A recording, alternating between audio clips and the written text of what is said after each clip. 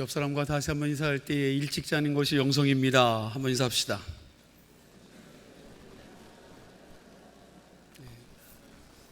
일찍 주무시고 싶지 않은가 본데 이 사순절 고난 주간에 좀 일찍 주무시고 새벽을 깨우시기를 간절히 부탁드립니다. 여러분, 지지난주에 설교 제목이 뭡니까? 네, 낮아지신 예수님을 우리가 묵상하고 함께 말씀을 나누었고요. 그럼 지난주는요? 예, 그렇죠. 섬기러 오신 섬기러 오신 예수님을 묵상했습니다. 오늘은 사순절 다섯째 주일을 맞이해서 제목이 뭐죠? 예, 죽으러 오신 예수님을 묵상하기를 원합니다. 우리가 지금 세 번에 걸쳐서 예수님에 대한 시리즈를 함께 말씀을 나누었는데, 예수님은 당신이 이 세상에 오신 목적에 대해서 이렇게 말씀하셨습니다.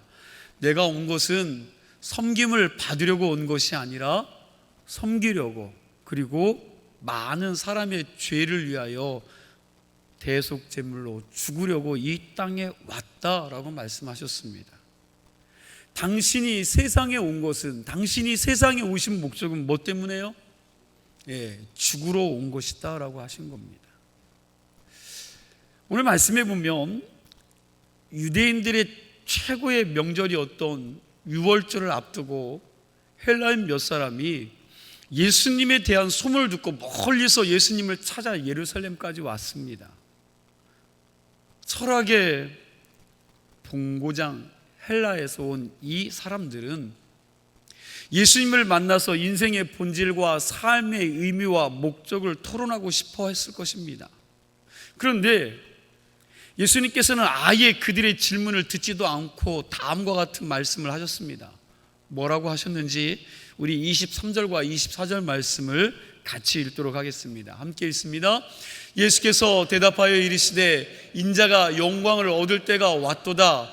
내가 진실로 진실로 너희에게 이르노니 한 알의 밀이 땅에 떨어져 죽지 아니하면 한 알 그대로 있고 죽으면 많은 열매를 맺느니라. 아멘. 여러분, 철학을 논하려는 자들에게 여러분, 철학을 뛰어넘는 엄청난 말씀을 하신 것입니다.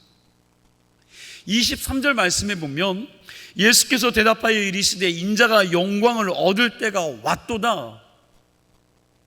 예수님은 당신의 죽음을 가르쳐서 인자가 영광을 받을 때가 왔다 그러셨습니다. 당신의 죽음을 통해서 영광을 받는다 그러신 것입니다.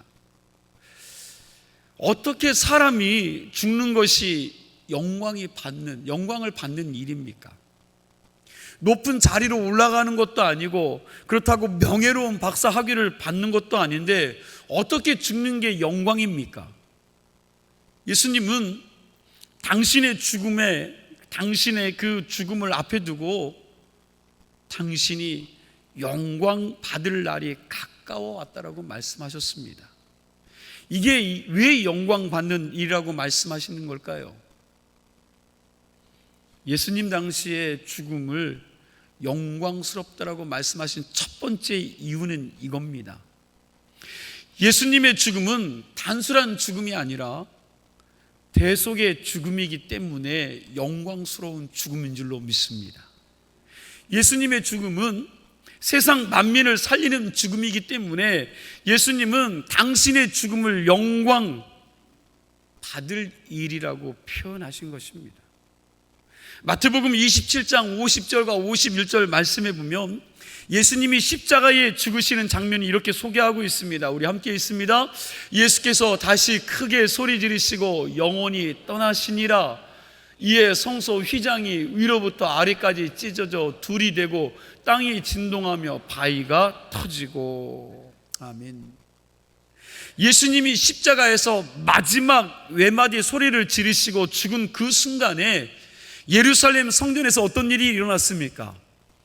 지성소와 성소를 가로막고 있던 휘장이 어떻게 됐다고요? 예, 위에서 아래로 찢어졌습니다. 이 휘장은 레위인 300명이 수개월 동안 만들어서 여러분 성전에 매달아 놓은 것인데 두께만 해도 손바닥 두께만큼 두꺼운 면 조직물입니다. 그렇게 두꺼운 휘장이 누가 건드린 것도 아닌데 위에서부터 밑으로 여러분 저절로 찢겨진 것입니다. 우리가 잘 아는 대로 이 휘장은 성소와 지성소를 가리는 커튼 같은 것입니다. 성소는 제사장이 날마다 드나들면서 하나님을 섬기는 장소가 성소이고요. 지성소는요, 여러분 지성소는 아무나 들어갈 수가 없습니다. 이 성소와 지성소를 가로막는 게 여러분 커튼이죠. 이 커튼 열고 여러분 지성소에 가는데 지성소는 아무나 들어갈 수가 없습니다. 제사장이라도 거기 그냥 들어가면 그 자리에서 죽습니다.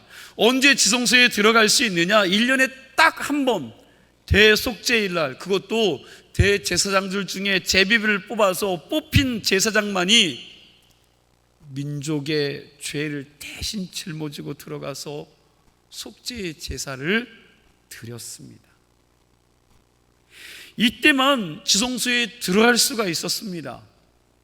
지성소는 하나님이 임재하는 곳의 상징이고 구별된 장소였기에 아무나 아무 때나 들어갈 수가 없었습니다. 그런데 예수님이 갈보리 언덕에서 십자가를 지시고 못 박혀 돌아가시는 그 순간에 무슨 일이 일어났느냐? 갈보리 언덕에서 어떤 일들이 일어났습니까? 갈보리 언덕에서부터 멀리 떨어져 있는 예루살렘 성전에서 성소와 지성소를 가로막고 있었던 이 휘장이 위에서 아래로 찢어진 것입니다. 이 휘장이 찢어짐으로 이제 성소와 지성소를 구별할 필요가 없습니다. 이게 무슨 말입니까? 이제 죄 많은 인간들이 대제사장을 거치지 않고 누구든지 어느 때든지 거룩하신 하나님 앞에 직접 나아가서 그분의 음성을, 그분의 용서를 구할 수 있게 되었다는 것입니다. 예수님이 십자가에 못 박혀 죽으심으로 말미암아 이제는 누구든지 언제든지 거룩하신 하나님 앞에 담대하게 직접 나아가서 죄의 용서함을 구할 수 있게 되었다는 겁니다.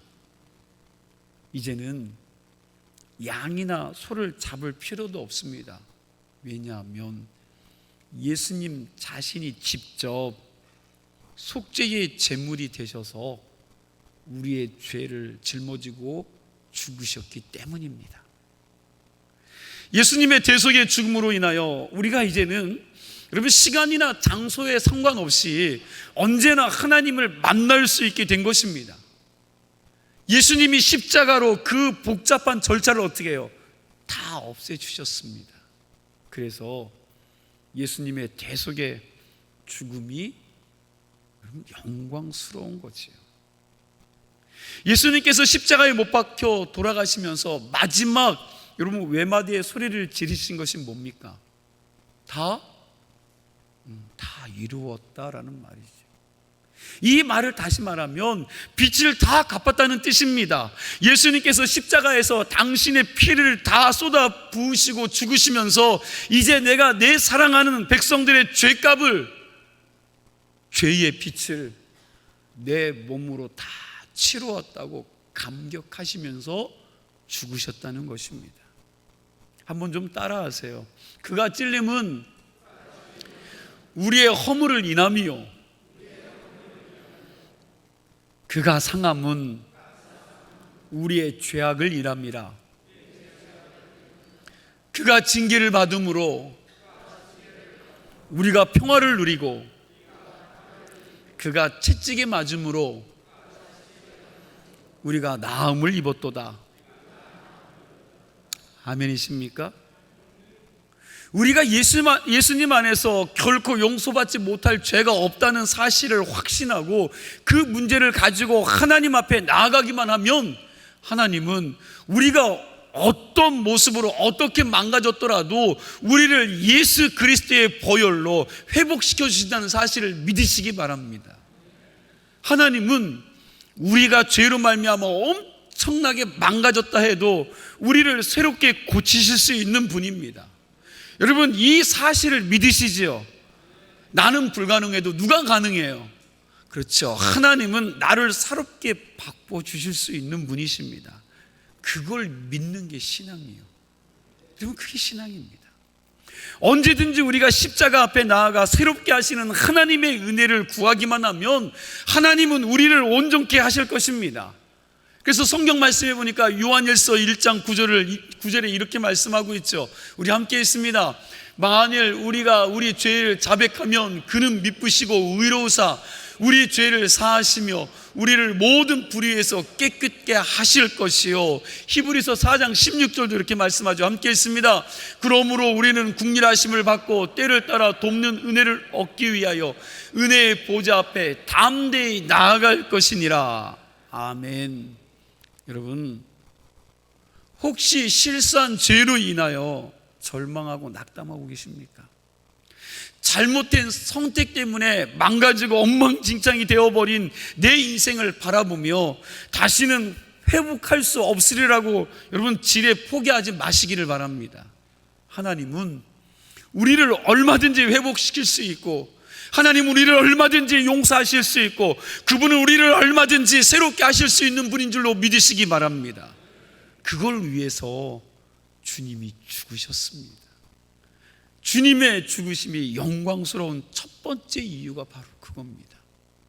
예수님의 죽음이 영광스러운 두 번째 이유는 주님의 죽으심을 통하여 장차 위대한 일이 일어나기 때문입니다. 24절 말씀에서 예수님은 당신의 죽음을 한 알의 밀로 비유해서 말씀하셨는데, 한 알의 밀알 아주 작고 별 볼 일 없지요. 여러분, 별로 별 볼 일이 없습니다. 그저 눈에 작게 보이는 씨앗일 뿐입니다. 그런데 그게 땅에 심겨졌을 때는 엄청난 생명의 열매들이 맺혀진다는 겁니다. 2000년 전에 예수님께서 골고다 언덕에서 죽으실 때 여러분, 그 장면은요 참 쓸쓸하고 고독하고 처참했습니다. 그러나 예수님의 죽으심을 통하여 지난 2000년 역사 속에서 그분이 남긴 위대한 일들이 얼마나 많이 있었는지 모릅니다. 2000년 역사 속에서 예수 그리스도를 찬양하는 음악들이 얼마나 많이 있습니까? 음악뿐만 아니라 미술, 문학, 역사, 그리고 철학과 여러분 신학에서도 수많은 책들이 예수님의 죽으심에 대하여 얼마나 많이 이야기하고 노래하는지 모릅니다. 이집트 카이로 박물관에 가면 3000년 전에 여러분 미라와 함께 발굴된 미랄이 몇 알 있다고 그러죠. 그런데 그 박물관 직원이 설명에 의하면 3000년 전에 있었던 그 미랄을 지금 심어도 싹이 날 정도로 보관이 잘 되었다고 합니다. 여러분 대단하죠? 3000년 전의 미랄인데 지금 심어도 싹이 날 정도로 잘 보존됐다는 거예요. 이걸 좀 다르게 생각해 보았으면 좋겠습니다. 그 미랄이 시체와 함께 묻혀가지고 그렇게 몇 알 그대로 보관된 것이 아니고 그걸 3000년 전에 만일 땅에 심었다면 어떻게 되었겠습니까?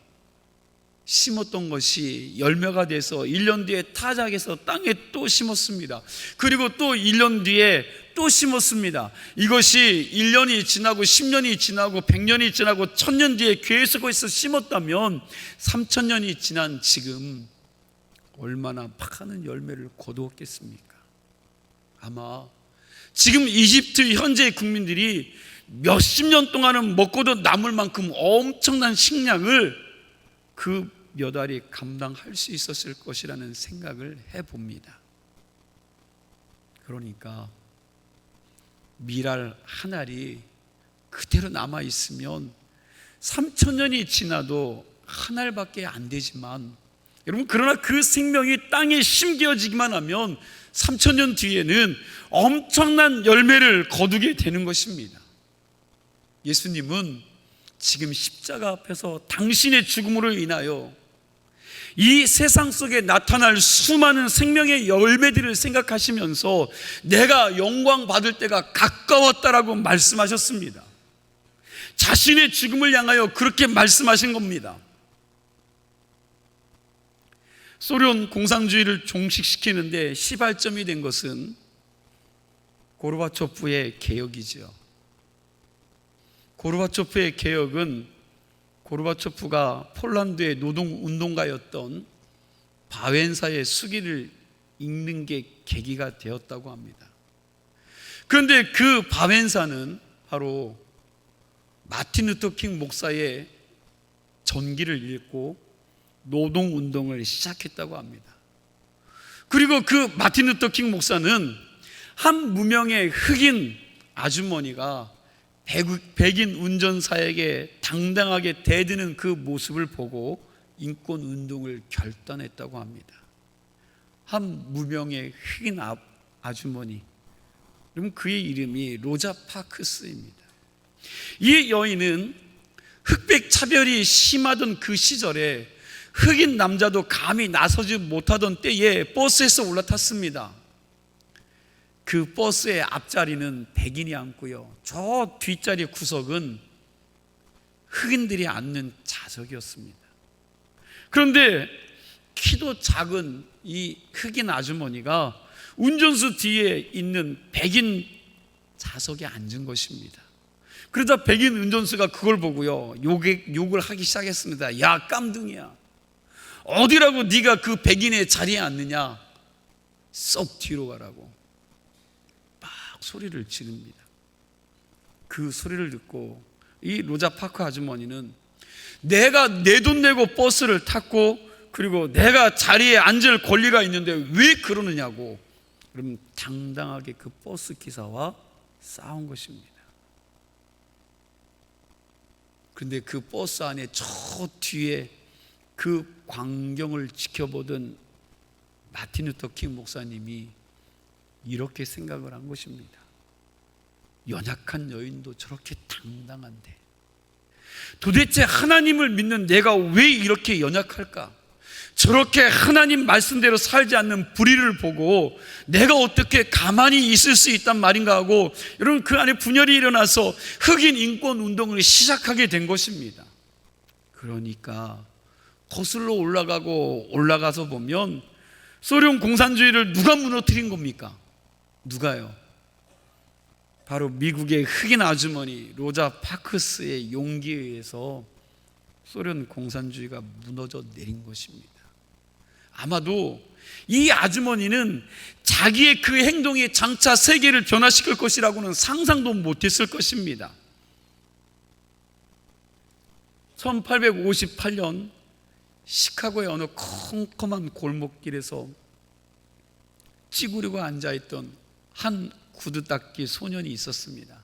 학교도 못 가고 글도 잘 읽지 못하는 가난한 소년입니다. 이 소년에게 킴볼이라는 한 무명의 주일학교 교사가 예수님의 복음을 그에게 전했습니다. 그러자 이 아이가 예수를 영접하고 커가면서 하나님의 능력에 사로잡혀서 미국 땅뿐만 아니라 전 유럽을 다니면서 하나님의 말씀을 전하면서 수많은 영혼들을 구원하는 부흥사가 되었습니다. 그럼 그게 누구일까요? 그 사람이 바로 D.L. 무디죠. D.L. 무디. 이 D.L. 무디, 그때 D.L. 무디가 여러분 부흥 집회에 참석했던, D.L. 무디가 말씀을 전하는 그 자리에 참석했던 존 말투라는 사람이 그 집회에서 은혜를 받고 결단을 했습니다. 자기의 생애를 온전히 하나님께 맡겨드리면서 살겠다는 그 결단을 하고 그는 한평생 동안 대학교 선교 운동을 그가 시작한 겁니다. 그렇게 대학교 선교 운동을 시작하면서 2만 명의 자비랑 선교사를 온 세계에 그가 파송했습니다. 그 2만 명 중에 한 사람이 F.B. 마이어라는 성서 신학자입니다.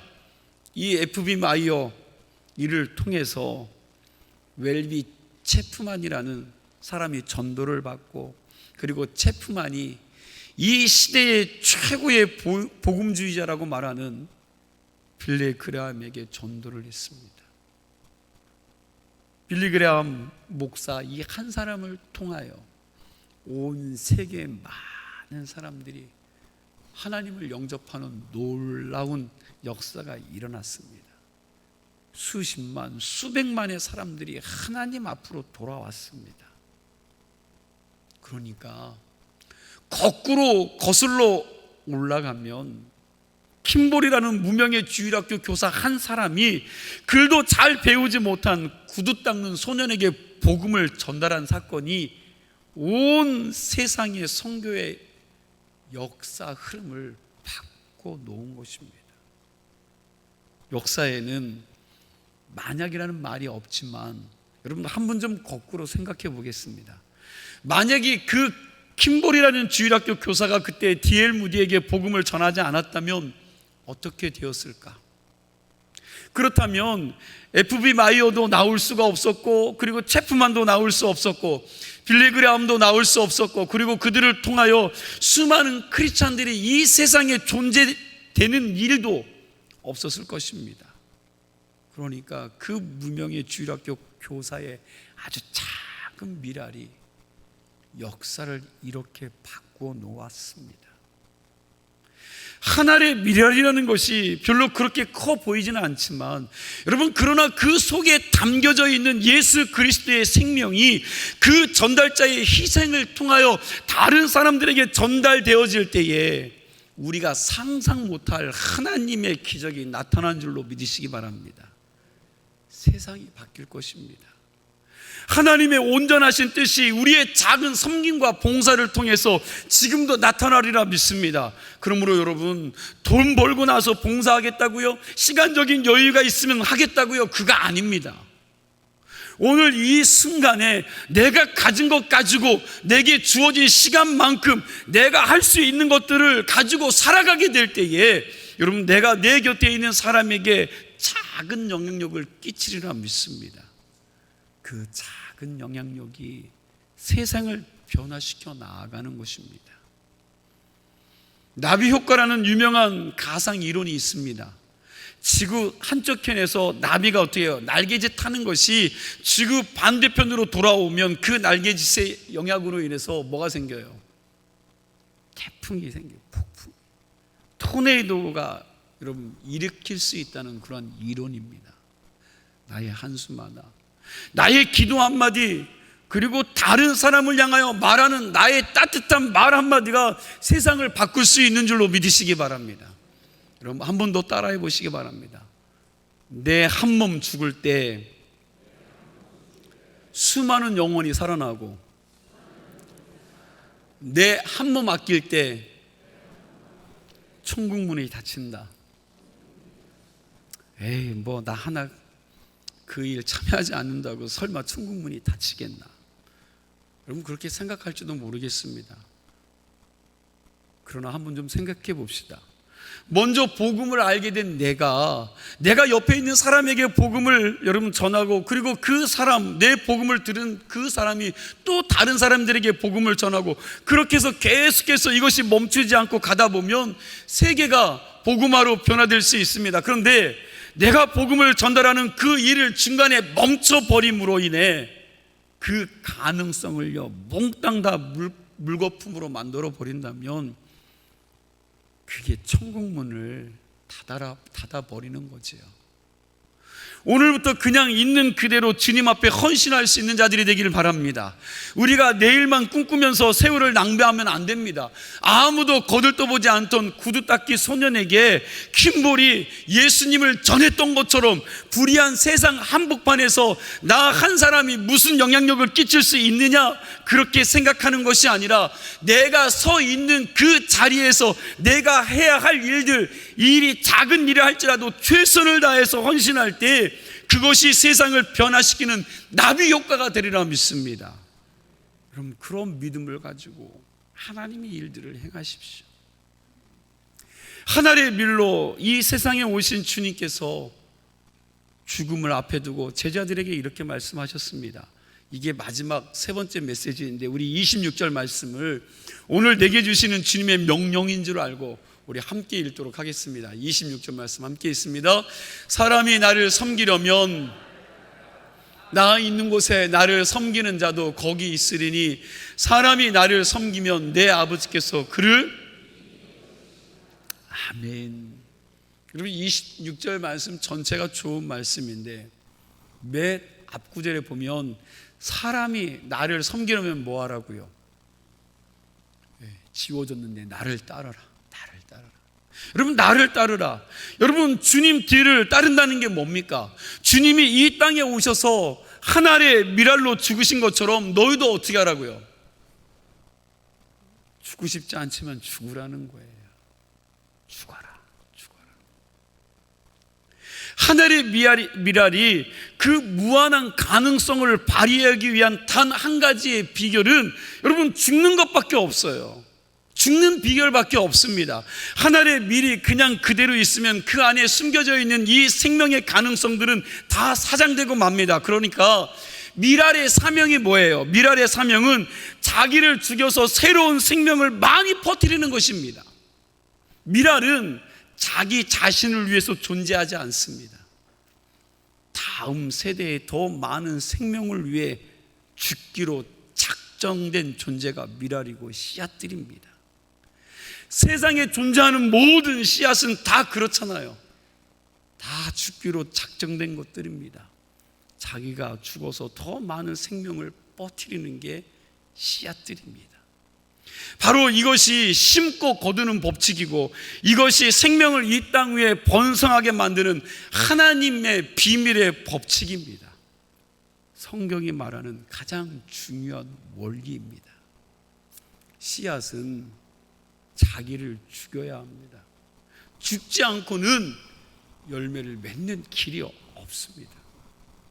하나님은 누군가가 죽을 때 그 공동체 속에서 여러분 생명이 가득하게 하시고 생명이 차게 하신다라는 거죠. 내가 죽을 때 내 가정이 행복해지고요, 내가 죽을 때 교회가 행복해집니다. 그리고 정치하는 정치가들이 자신의 야욕들을 죽이고 그들이 진정성 있게 정치를 할 때 그 민족이 살고 나라가 평안해지는 줄로 믿습니다. 먼저 자신이 죽어야 합니다. 여러분, 참 이상한 것이 있습니다. 인간의 몸뿐만 아니라 모든 생명체의 그 기관은 하나하나가 다 존재하는 여러분 모습을 보면 자기를 위해서 존재하는 것이 아니라 누구를 위해서요? 여러분, 자기를 위해서 존재하는 기관은 하나도 없습니다. 잘 들어보세요, 여러분. 입이 열심히 씹죠. 음식이 들어가면 열심히 씹습니다. 밥을 먹을 때 여러분 밥을 열심히 씹죠. 자기를 위해서 입안에 밥알 알갱이 하나 꾸불쳐 남겨두지 않습니다. 다 씹어서 여러분 넘겨줍니다. 입은 그저 씹는 일만 합니다. 씹고 넘기고 씹고 넘깁니다. 그러면 위장에서 어떻게 해요? 자기가 받은 것을 보관합니까? 아니죠. 그걸 열심히 주물릅니다. 그리고 그 다음에 다음 장소로 보내죠. 여러분, 장도 마찬가지입니다. 장에서 영양분을 다 축출해 뽑아내서 좋은 것 자기가 가지고 있습니까? 자기가 챙깁니까? 아닙니다. 그것을 가지고 간으로 보내는 거죠. 그럼 또 그 간에서는 그것들을 에너지로 사용하는 겁니다. 우리 손도 마찬가지입니다. 우리 손도 자기를 위해서만 일하는 것이 아닙니다. 내 몸 전체를 위해서 이 손이 열심히 일을 합니다. 여러분, 내 발도 마찬가지입니다. 그 답답하고 컴컴한 신발 속에 하루 종일 갇혀서 열심히 여기저기 걸어 다니는데 자기를 위해서 걷는 것이 아닙니다. 이 몸 전체를 위해서 걷는 거지요. 가만히 생각하면 이게 참 신기합니다. 그런데 인간의 몸속에 그렇지 않는 아주 이상한 놈이 하나 있습니다. 여러분, 그렇지 않는 놈이 있어요. 여러분, 그게 뭔지 아십니까? 다른 것들은 다 내어줍니다. 자기 걸 챙기지 않아요. 그런데 이놈은 그렇지 않아요. 암세포입니다. 암세포는 자기 욕망을 절제하지 못하는 세포입니다. 자기만을 키웁니다. 주인의 모든 에너지를 자기가 빨아들여서 자기 덩치만 커지는 거지요. 언제까지요? 주인이 죽을 때까지. 그럼 주인이 죽을 때까지. 그래서 주인을 죽이고 누구도 죽어요? 결국 자기도 죽습니다. 이 세상도 가만히 보면 암세포와 같이 자기만을 위해서 사는 존재들 때문에 세상이 망가지고 여러분 파괴되는 것을 우리가 봅니다. 끊임없이 나밖에 모릅니다. 암세포처럼 들어가는 곳마다 망가뜨립니다. 가는 곳마다 자기밖에 모릅니다. 자기 외에는 다른 것들이 없습니다. 그러므로 나를 죽여야 합니다. 내가 죽을 때에 내 공동체가 살아나는 줄로 믿으시기 바랍니다. 갈릴리 호수가 맑은 것은 1년 365일 물을 요단강을 통해 사해로 흘려보내기 때문이라고 말합니다. 물은 고여있으면 썩게 되죠. 그래서 항상 이 갈릴리 호수는 맑은 물만 있다는 거죠. 그 맑은 물 속에 여러분 아주 수많은 종류의 아름다운 고기들이 살고 있다고 합니다. 하지만 사해는 어때요? 1년 365일을 물을 받아들이고 아무 데도 흘려보내지 않습니다.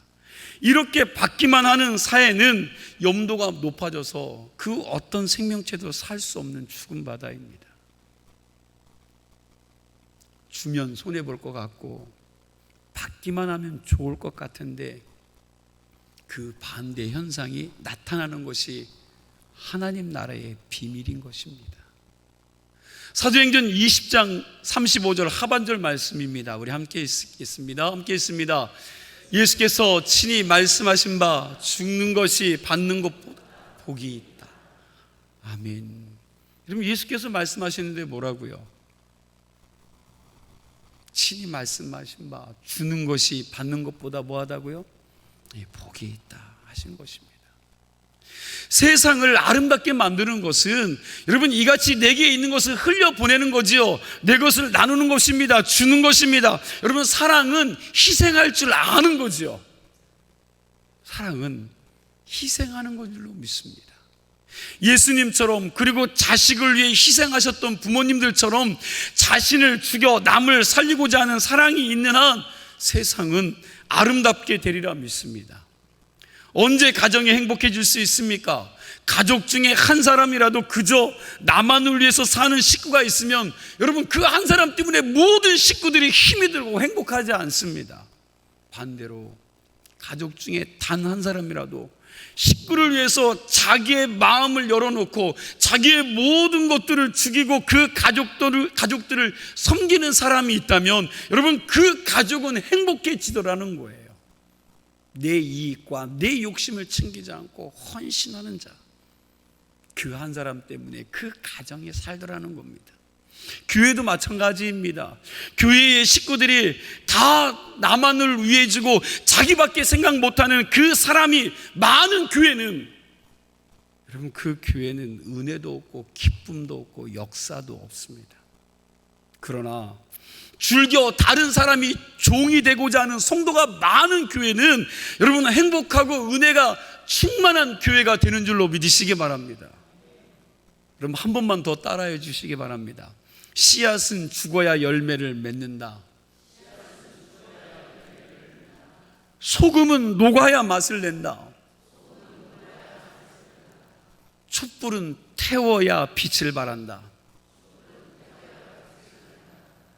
무슨 말입니까? 죽어야 돼. 여러분 죽어야 되고 녹아야 된다는 거죠. 이렇게 예수님께서 제자들에게 당신이 고난받고 십자가에 못 박혀 죽으실 것을 예언하시자 베드로가 달려들면서 뭐라고 말합니까? 아이고 주님, 그러면 안 됩니다. 죽으면 안 된다는 거예요. 그럼 베드로를 향해서 주님이 뭐라고 말씀하세요? 사단아 물러가라라고 말씀하셨습니다.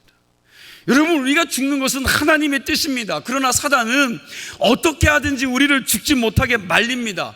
그러나 내가 죽어야 합니다. 내가 자꾸 자존심 세우고 체면 살아나면, 내 욕심이 자꾸 살아나면 여러분 그게 죽이려고 하는 것이 쉽지가 않죠. 그런데 이것들이 살아나면 어때요? 같이 망한다는 거예요. 내 안에 있는 이 자존심과 체면과 이 욕심이 살아나면 누가 좋아합니까? 여러분, 사단이 좋아하죠. 사단이 늘 그러는 겁니다. 야, 네가 죽으면 너만 손해야. 죽지 마라. 너만 손해볼 일을 왜 하냐. 여러분, 사단은 끊임없이 여러분과 저에게 그렇게 속삭입니다. 무엇인가를 포기하고 내려놓고 양보하려고 할 때마다 사단은 야, 너 자존심도 없어, 벨도 없어. 안 돼. 자존심 좀 세워. 욕심 좀 부려봐. 여러분, 사단은 끊임없이 그렇게 이야기하죠. 바라기는 저와 여러분이 이런 사단의 음성을 들을 것이 아니라 주님이 걸어가셨던 그 길을 걸어가실 수 있는 은혜가 있길 간절히 소망합니다. 우리의 고집을 죽이고 우리의 체면을 죽이고 우리의 자존심을 죽이고 우리의 옛사람의 그 정욕을 죽이고 오직 주님이 가셨던 그 길을 우리가 따라갈 때에 하나님이 우리를 통하여 영광 받으시고 나도 살고 다른 사람도 살리는 놀라운 은혜가 여러분과 저에게 나타날 줄로 믿습니다. 사순절 5째 주일을 보내면서 주님의 죽으심을 깊이 묵상하면서 우리도 새로운 생명의 열매와 부활의 축복을 회복하기 위하여 십자가 앞으로 나아가 나의 자아가 죽어지는 은혜가 있기를 주님의 이름으로 축원합니다. 기도하겠습니다.